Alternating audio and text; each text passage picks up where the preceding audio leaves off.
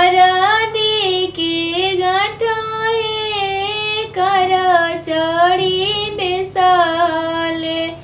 हरदी के गाँठा हे हमारो कवन चाचा जरे के राजा हे, जरे के राजा हे कर चढ़ी बेसाले। हरदी के गाँठा हे कर चढ़ी बेसाले। हरदी के गाँठा हे हमारो अपन मम्मी अति फैशन दराए।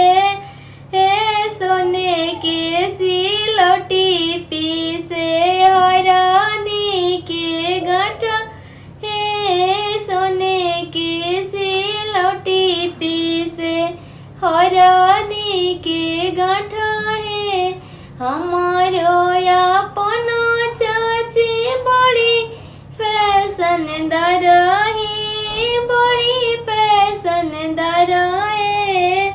सोना के सिलौटी पीसे हरदी के गाँठा हे हमारो अपन बेटे अति सुखवराए।